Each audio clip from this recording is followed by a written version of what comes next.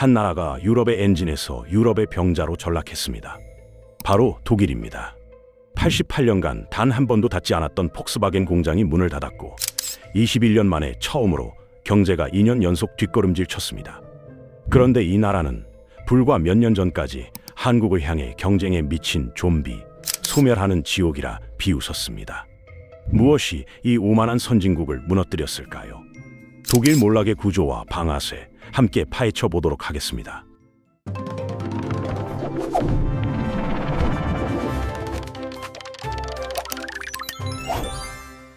숫자는 추락을 말하지만 진짜 파열음은 그들의 말에서 먼저 났습니다. 독일의 대표 시사주간지 슈피겔은 수년간 한국을 집요하게 비판해 왔습니다.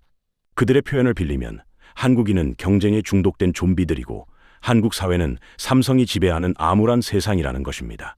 독일 언론은 한국의 긴 노동시간, 치열한 입시 경쟁, 낮은 출산율을 근거로 이런 표현을 서슴지 않았습니다. 독일의 지식인들도 마찬가지였습니다. 그들은 한국의 빠른 경제 성장을 인정하면서도 그 이면에는 인간성을 갈아넣은 대가가 있다고 주장했습니다. 일과 삶의 균형이라는 말조차 사치인 나라, 아이를 낳을 여유조차 없는 소멸 국가, 이것이 그들이 바라본 한국의 모습이었습니다. 흥미로운 점은 이런 비판의 어조입니다. 단순한 분석이 아니라 가르치려는 태도가 묻어났습니다. 마치 선생님이 문제아 학생을 걱정하는 것처럼 그들은 한국이 독일처럼 살지 않으면 불행해질 것이라고 경고했습니다. 우리는 이미 답을 알고 있다는 자신감이 깔려 있었습니다. 이런 시선은 비단 언론에만 국한되지 않았습니다. 독일 기업인들 사이에서도 한국 기업의 성장 방식을 깎아내리는 목소리가 있었습니다. 삼성과 현대가 세계 시장에서 약진할 때 일부 독일 경영자들은 낮은 임금과 긴 노동시간에 기반한 성장은 오래가지 못한다고 평가절하했습니다. 독일식 장인 정신과 기술력이야말로 진정한 경쟁력이라는 자부심이 그 밑바탕에 있었습니다. 하지만 이 자부심에는 균열의 조짐이 있었습니다. 2010년대 중반부터 세계 자동차 시장에서 전기차 바람이 불기 시작했을 때 독일 자동차 업계는 미적거렸습니다. 우리에겐 디젤이 있다. 내연기관의 효율성을 따라올 기술은 없다. 이런 믿음이 변화를 막았습니다. 에너지 정책에서도 비슷한 모습이 나타났습니다.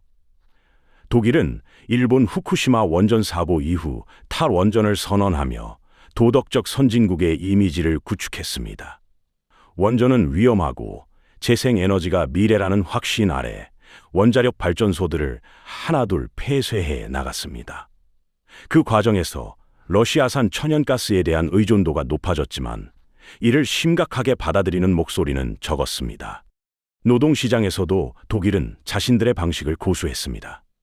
주 35시간 근무, 넉넉한 휴가, 강력한 노동조합, 이 모든 것이 선진국의 상징이었습니다. 한국처럼 야근하고 주말에도 일하는 것은 후진국형 노동 착취로 여겨졌습니다. 정리하면 독일은 기술에서, 에너지에서, 노동에서 자신들의 선택이 옳다고 믿었습니다. 그리고 다른 방식을 택한 나라들, 특히 한국을 향해 훈수를 두었습니다. 너희들은 잘못된 길을 가고 있다고 말입니다. 그런데 2026년 현재 비명은 엉뚱한 곳에서 터져 나오고 있습니다. 한국이 아니라 바로 독일에서입니다. 한국을 걱정하던 유럽의 선생님이 지금은 유럽의 병자가 되어 산소 호흡기를 달고 있습니다. 먼저 자동차 산업부터 보겠습니다. 2024년 9월 폭스바겐이 충격적인 발표를 했습니다. 창사 이래 처음으로 독일 내 공장을 폐쇄하겠다는 것이었습니다. 처음에는 최소 3곳의 공장을 닫겠다고 했고 2025년 12월에는 실제로 드레스덴 공장이 문을 닫았습니다. 88년 역사상 처음 있는 일입니다. 폭스바겐은 단순한 자동차 회사가 아닙니다.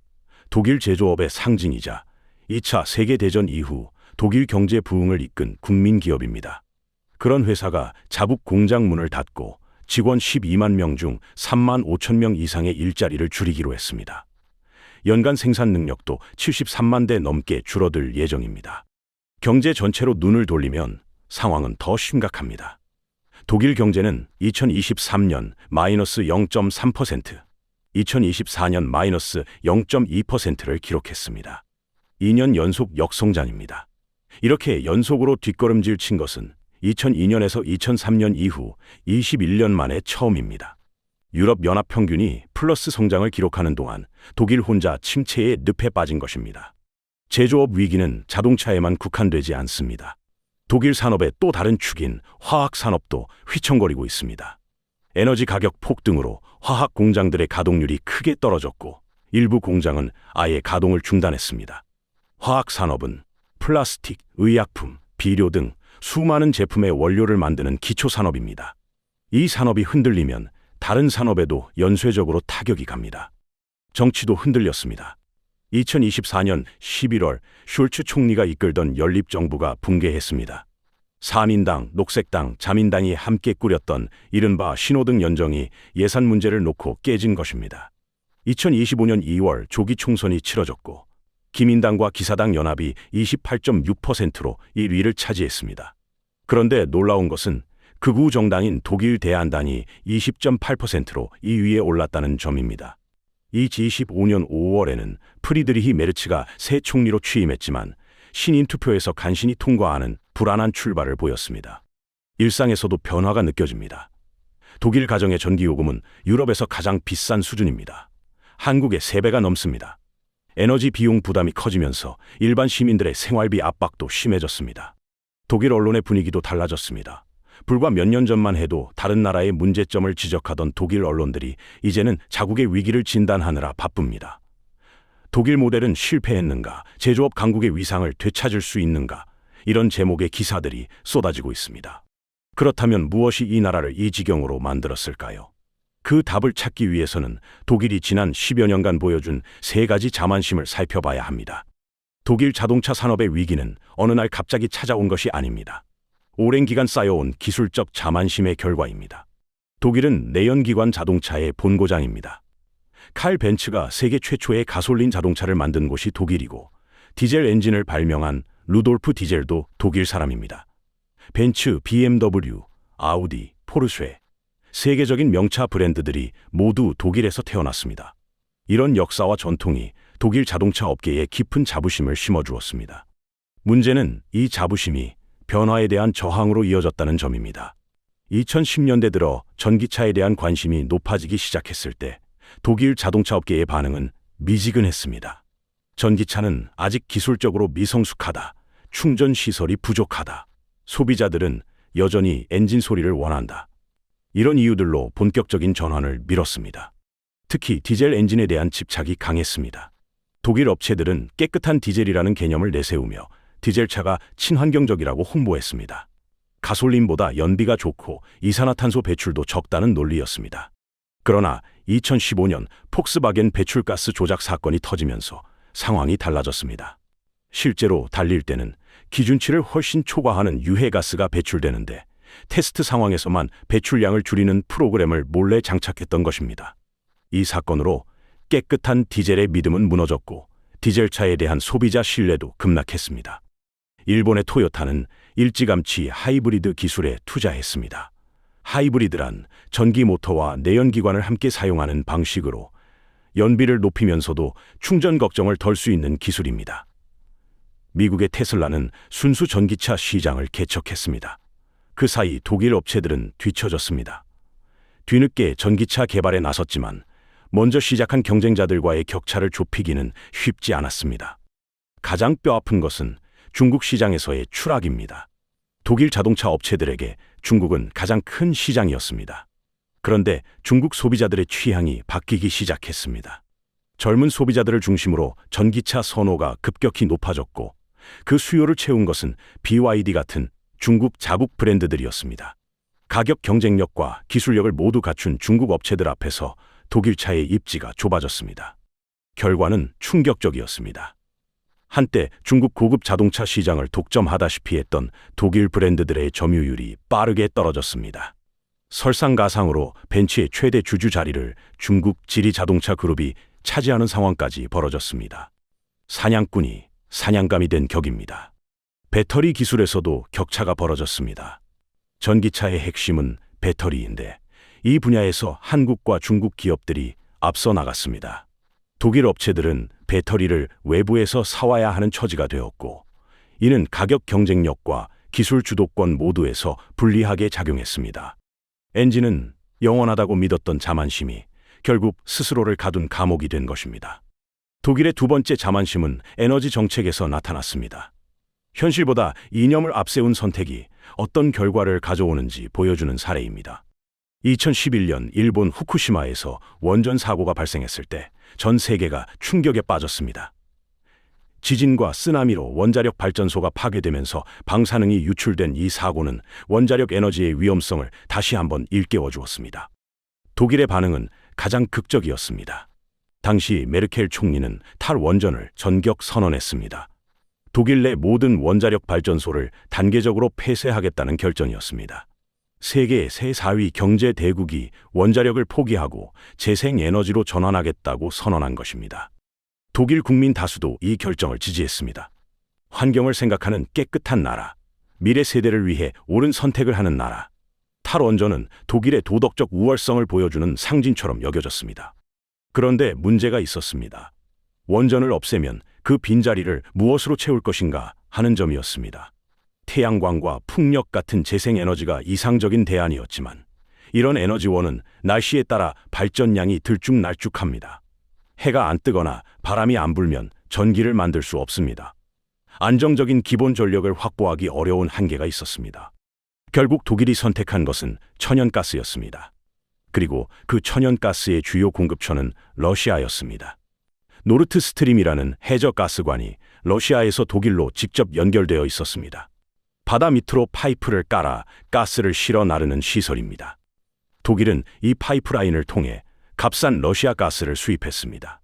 특정 국가에 대한 에너지 의존도가 너무 높아지는 것은 위험하다는 경고가 있었지만 경제적 이득이 앞섰습니다. 2022년 러시아가 우크라이나를 침공하면서 상황이 급변했습니다. 서방 국가들이 러시아에 경제 제재를 가했고 러시아도 가스 공급을 무기처럼 사용했습니다. 노르트 스트림 가스관은 가동이 중단되었고 나중에는 폭발로 아주 망가졌습니다. 독일의 에너지 공급선이 하루아침에 끊어진 것입니다. 그 결과는 참혹했습니다. 천연가스 가격이 폭등하면서 전기요금도 치솟았습니다. 현재 독일의 산업용 전기요금은 메가와트 시당 약 186달러입니다. OECD, 즉 경제협력개발기구 평균인 116달러보다 60% 이상 높은 수준입니다. 한국과 비교하면 2배가 넘습니다. 가정용 전기요금은 한국의 3배를 넘어섰습니다. 에너지를 많이 쓰는 제조업체들은 직격탄을 맞았습니다. 유리공장, 화학공장, 제철소 등이 가동을 줄이거나 멈춰야 했습니다. 일부 기업들은 아예 공장을 해외로 옮기는 결정을 내렸습니다. 아이러니한 것은 탈원전으로 없앤 전력을 대체하기 위해 석탄 발전을 다시 가동해야 했다는 점입니다. 친환경을 내세워 원전을 없앴는데 결과적으로 가장 오염이 심한 석탄에 의존하게 된 것입니다. 도덕적으로 옳아 보이는 선택이 항상 현명한 선택은 아닙니다. 독일의 에너지 정책은 좋은 의도가 나쁜 결과로 이어질 수 있다는 것을 보여주는 교훈적 사례입니다. 독일의 세 번째 자만심은 노동 문화에서 찾을 수 있습니다. 일과 삶의 균형을 중시하는 것은 분명 좋은 가치입니다. 하지만 그것이 생산성 저하와 경쟁력 약화로 이어진다면 이야기가 달라집니다. 독일의 노동 환경은 유럽에서도 손꼽힐 정도로 노동자에게 유리합니다. 주 35시간에서 40시간 사이의 근무, 연간 30일 이상의 유급 휴가, 강력한 노동조합의 보호, 이런 조건들은 많은 나라에서 부러워하는 것들입니다. 독일 노동자들은 이를 당연한 권리로 여겼고 기업들도 오랫동안 이 체계 안에서 운영해왔습니다. 문제는 세계 경제 환경이 바뀌었다는 점입니다. 중국을 비롯한 신흥국들이 제조업에서 빠르게 추격해왔습니다. 이들 나라의 노동자들은 더 긴 시간 일하고 임금 수준도 낮았습니다. 단순히 인건비만의 문제가 아니라 변화에 대응하는 속도와 유연성에서도 차이가 났습니다. 독일 노동시장의 경직성은 여러 곳에서 드러납니다. 대표적인 것이 파업입니다. 최근 몇 년간 독일에서는 대규모 파업이 잦았습니다. 철도 노동자, 공항 직원, 의료진, 교사 등 다양한 분야에서 파업이 일어났습니다. 임금 인상과 근무 조건 개선을 요구하는 것 자체는 노동자의 정당한 권리입니다. 하지만 경제가 어려운 상황에서 연이은 파업은 생산성을 떨어뜨리고 기업 경쟁력을 약화시킵니다. 더 근본적인 문제는 노동 문화 자체에 있습니다. 독일에서는 오후 5시 이후에 업무 연락을 하는 것이 예의에 어긋나는 일로 여겨집니다. 퇴근 후나 휴가 중에는 이메일 확인조차 하지 않는 것이 당연시됩니다. 개인의 삶을 존중한다는 면에서는 바람직하지만 빠르게 돌아가는 세계 시장에서는 불리하게 작용할 수 있습니다. 디지털화 측면에서도 독일은 의외로 뒤처져 있습니다. 아직도 팩스를 업무에 사용하는 관공서와 기업이 많다는 것은 유명한 이야기입니다. 행정 절차가 복잡하고 느리며 온라인 서비스 도입도 더딥니다. 정보기술 강국으로 불리는 한국과 비교하면 격차가 큽니다. 이런 환경에서 끈기와 집중력은 미덕이 아니라 결함으로 취급받았습니다. 야근을 하고 주말에도 일하고 빠르게 대응하는 것은 일 중독자의 행동으로 여겨졌습니다. 한국식 근무 방식은 비인간적이라는 비판의 대상이었습니다. 그러나 결과는 어떻게 되었을까요? 독일 제조업의 생산성 증가율은 정체되었습니다. 새로운 산업 분야에서의 혁신도 부진했습니다. 신생 기업 생태계도 미국이나 한국에 비해 활기가 떨어집니다. 편안한 노동 환경이 현실에 안주하는 문화로 이어진 측면이 있습니다. 물론 한국의 노동 환경에도 문제가 많습니다. 긴 노동 시간, 일과 삶의 불균형, 과로 문화 등은 분명 개선해야 할 점입니다. 하지만 독일의 사례는 반대 극단도 문제가 될 수 있음을 보여줍니다. 독일이 여유를 누릴 수 있었던 것은 과거에 쌓아놓은 경쟁력 덕분이었습니다. 그러나 그 여유가 안주로 변질되면서 쌓아놓은 것들이 무너지기 시작했습니다. 그리고 이 위기의 가장 무서운 징후가 이제 나타나고 있습니다. 앞서 살펴본 세 가지 자만심이 쌓이면서 독일 경제는 구조적인 위기에 빠졌습니다. 그런데 이 위기의 가장 무서운 징후는 따로 있습니다. 바로 기업들이 독일을 떠나고 있다는 것입니다. 단순한 불황이라면 기업들은 버틸 수 있습니다. 경기는 오르락내리락 하는 것이니까요. 하지만 기업들이 본거지를 옮기기 시작한다면 그것은 이 나라에서 더 이상 사업하기 어렵다는 신호입니다. 지금 독일에서 바로 그런 일이 벌어지고 있습니다. 대표적인 사례가 바스프입니다. 바스프는 독일 화학산업의 상징과도 같은 기업입니다. 1865년에 설립되어 160년 가까운 역사를 자랑하며 매출 기준 세계 최대의 화학회사입니다. 루트비 히스하펜에 있는 바스프 본사 공장은 세계에서 가장 큰 화학단지로 여의도보다 넓은 면적을 자랑합니다. 독일 산업의 자부심 그 자체였습니다. 그런 바스프가 독일 내 투자를 줄이고 해외로 눈을 돌리고 있습니다. 특히 중국 광둥성에 100억 유로, 우리 돈으로 약 14조 원 규모의 대형 투자를 진행하고 있습니다. 2024년에는 매출이 21% 감소하고 수익이 44% 줄었으며 700명의 정리해고를 포함한 대규모 비용 절감 계획을 발표했습니다. 독일에서는 에너지 비용이 너무 비싸고 규제가 많아서 사업하기 어렵다는 이유입니다. 자동차 부품 업체들도 비슷한 움직임을 보입니다. 독일에는 수많은 중소자동차 부품 업체들이 있습니다. 이들은 대기업의 부품을 납품하면서 독일 제조업 생태계의 한 축을 담당해 왔습니다. 하지만 전기차 전환과 경기 침체가 겹치면서 이들 중 상당수가 어려움에 처했습니다. 일부는 문을 닫고 일부는 동유럽이나 아시아로 생산 기지를 옮기고 있습니다. 밀레라는 회사도 있습니다. 밀레는 고급 가전제품으로 유명한 독일 기업입니다. 세탁기, 청소기, 식기세척기 등을 만드는데 품질 좋고 오래 쓰는 것으로 정평이 나 있습니다. 독일산 품질을 상징하는 브랜드였습니다. 그런 밀레마저도 일부 생산을 폴란드로 이전했습니다. 독일보다 인건비와 에너지 비용이 낮은 곳을 찾아 떠난 것입니다. 이런 현상을 산업 공동화라고 부릅니다. 공장과 일자리가 빠져나가면서 산업 기반이 비어가는 것을 뜻합니다. 한번 시작되면 되돌리기 매우 어렵습니다. 공장이 떠나면 그 공장에 부품을 대던 협력업체들도 따라서 어려워집니다. 숙련된 노동자들은 일자리를 잃거나 다른 지역으로 이동합니다. 지역 경제가 쇠퇴하고 세금 수입이 줄어들며 공공 서비스도 위축됩니다. 악순환이 시작되는 것입니다. 기업들이 떠나는 이유를 정리하면 이렇습니다. 첫째, 에너지 비용이 너무 높습니다. 둘째, 노동 비용도 높고 유연성이 떨어집니다.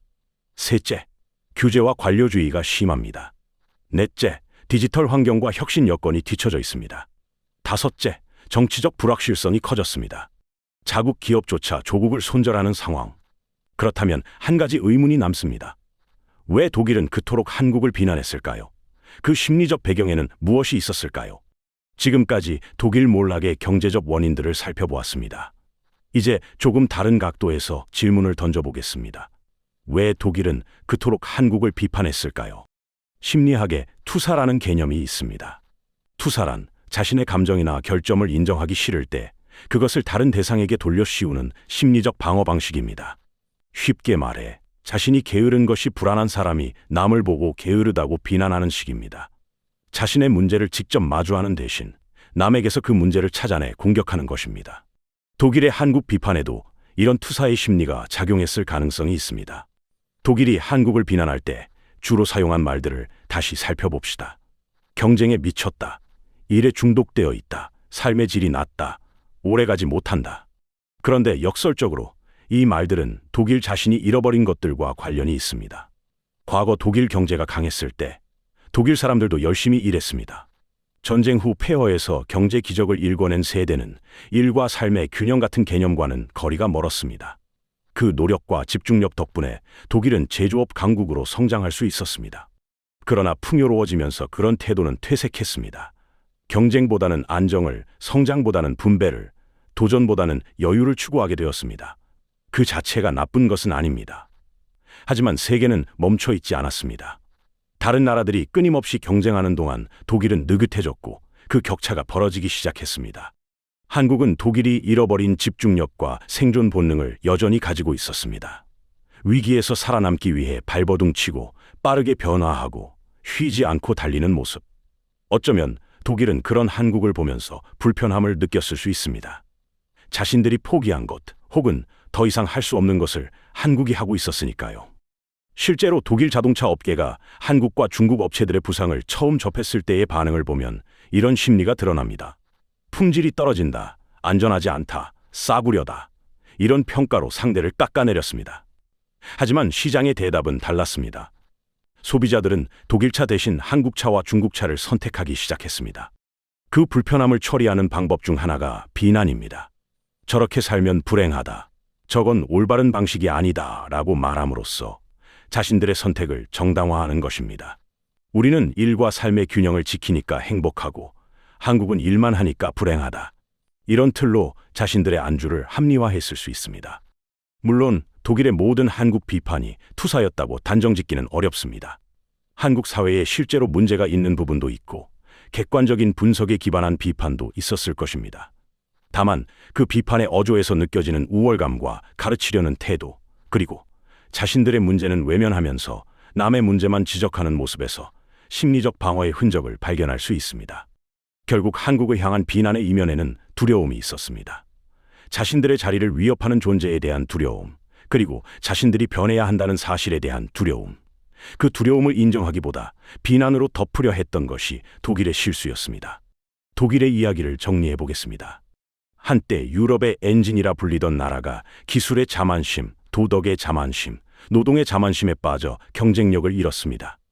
변화를 거부하고 현실보다 이념을 앞세우고 편안함에 안주한 대가는 혹독했습니다. 기업들은 떠나고 경제는 침체하고 한때의 자부심은 불안으로 바뀌었습니다. 그리고 그 과정에서 그들은 한국을 향해 손가락질했습니다. 너희처럼 살면 불행하다고. 하지만 지금 불행의 비명이 들려오는 곳은 한국이 아니라 독일입니다. 이 이야기가 남의 일일까요? 우리에게도 생각할 점이 있습니다. 한국도 제조업 의존도가 높습니다. 저출산 문제도 심각합니다. 에너지 안보 문제도 있습니다. 어떤 면에서는 독일과 비슷한 도전에 직면해 있습니다. 하지만 중요한 차이가 있습니다. 우리는 현실을 직시하고 있습니다. 문제를 인정하고 끊임없이 해결책을 찾고 있습니다. 완벽하지는 않지만 변화를 거부하지는 않습니다. 독일의 몰락에서 얻을 수 있는 교훈은 명확합니다. 자만심은 몰락의 시작이고 겸손함은 생존의 조건입니다. 과거의 성공에 안주하면 미래를 잃습니다. 남을 가르치려 하기 전에 자신을 돌아봐야 합니다. 물론 한국이 모든 면에서 옳다는 것은 아닙니다. 우리에게도 고쳐야 할 것이 많습니다. 과도한 경쟁, 낮은 삶의 질, 불안한 미래. 이런 문제들은 여전히 해결해야 할 과제입니다. 다만 독일의 사례를 보면서 한 가지는 분명해집니다. 편안함을 추구하는 것과 나태해지는 것은 다릅니다. 삶의 질을 높이는 것과 경쟁력을 포기하는 것은 다릅니다. 도덕적 우월감에 취해 현실을 외면하면 그 대가를 치르게 됩니다. 독일의 실패는 결국 세 가지로 요약됩니다. 첫째, 기존 기술에 대한 집착이 새로운 기술로의 전환을 막았습니다. 둘째, 도덕적 이상이 현실적 판단을 흐리게 했습니다. 셋째, 여유로운 노동 문화가 경쟁력 약화로 이어졌습니다. 이 세 가지 실패의 공통점은 무엇일까요? 바로 현실을 있는 그대로 보지 않고 보고 싶은 대로 본 것입니다. 우리 기술이 최고다. 우리가 도덕적으로 옳다. 우리 방식이 정답이다. 이런 믿음이 눈과 귀를 막았습니다. 한국도 같은 실수를 할 수 있습니다. 반도체가 영원히 잘 될 것이라는 믿음, 우리가 가장 열심히 일한다는 자부심, 빨리빨리 문화가 항상 효과적이라는 생각, 이런 것들도 상황이 바뀌면 약점이 될 수 있습니다. 결국 중요한 것은 겸손함입니다. 자신의 강점에 안주하지 않고 약점을 직시하며 변화하는 환경에 적응하는 것. 독일이 잃어버린 것이 바로 이 겸손함입니다. 한국은 어떤 길을 갈까요? 독일처럼 성공에 안주하다 무너질까요? 아니면 겸손함을 유지하면서 더 나은 균형점을 찾을까요? 그 답은 우리 각자의 선택에 달려 있습니다. 여러분은 어떻게 생각하시나요? 독일의 몰락에서 우리가 가장 경계해야 할 것은 무엇일까요? 댓글로 여러분의 생각을 들려주세요. 가장 인상 깊은 댓글은 다음 영상에서 소개해드리겠습니다. 한국의 입장에서 이 이야기는 분명한 경고입니다. 동시에 기회이기도 합니다. 독일의 실수를 거울 삼아 우리는 다른 선택을 할 수 있습니다. 그 선택의 순간이 바로 지금입니다. 다음 영상에서는 독일과 정반대의 길을 걸어온 나라를 다룹니다. 위기를 도약의 발판으로 바꾼 그 나라의 비결은 무엇일까요? 오늘 영상과 이어서 보시면 왜 어떤 나라는 무너지고 어떤 나라는 살아남는지 그 핵심이 보일 것입니다. 이런 숨겨진 경제의 흐름, 남들보다 먼저 읽고 싶으시다면 지금 구독 버튼 눌러주세요. 알림 설정까지 하시면 새 영상을 가장 빨리 만나실 수 있습니다. 매주 올라오는 깊이 있는 분석, 놓치지 마시길 바랍니다. 그럼 다음 영상에서 뵙겠습니다. 기대해 주시길 바랍니다.